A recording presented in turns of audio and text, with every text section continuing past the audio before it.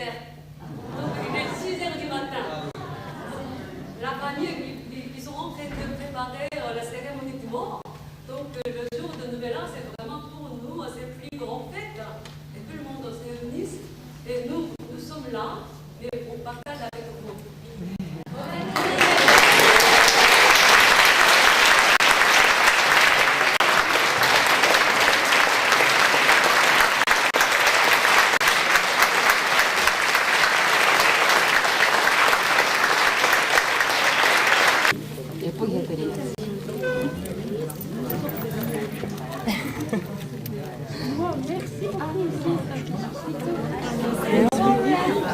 Oui, je suis très content d'avoir acheté ce CD pour poursuivre chez moi ce que j'ai entendu pendant ce concert. C'était vraiment formidable. Je ne connaissais pas du tout la Corée, les danses, etc. Et j'ai pu approcher par ce concert. Finalement, il n'y a pas de décor, donc on est centré sur les danseuses. Et le fait qu'elles aient des costumes aussi colorés, ça crée en fait tout un décor en soi. Donc c'est vrai que c'est vraiment magnifique.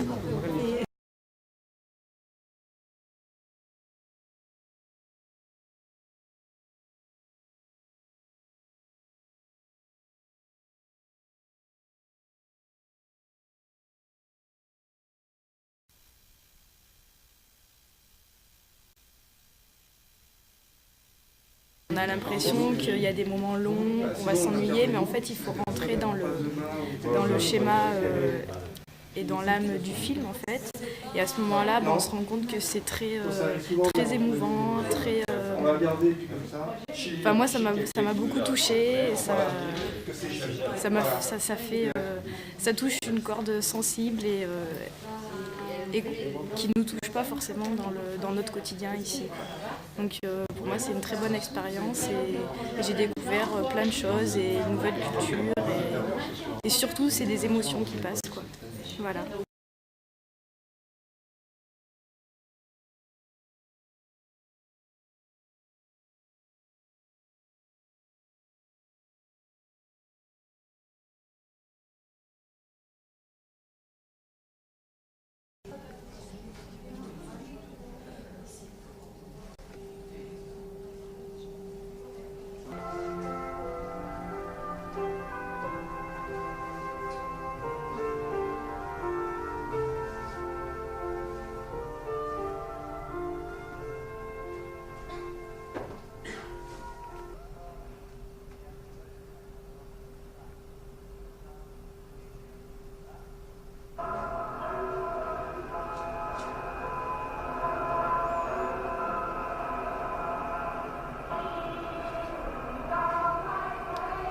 Ah, mais je vous crois. Simplement, c'est une question difficile pour moi parce que je ne suis pas spécialiste du cinéma coréen. C'est pas parce qu'on passe régulièrement des films coréens ici que je connais suffisamment le cinéma coréen pour voir les évolutions, les studios, les producteurs, etc. Enfin, donc, mais je reste quand même persuadé qu'il y a un mouvement, une dynamique qui fait que dans quelques années, enfin, disons que le cinéma coréen a de beaux jours devant lui, quoi. Ça, je suis sûr.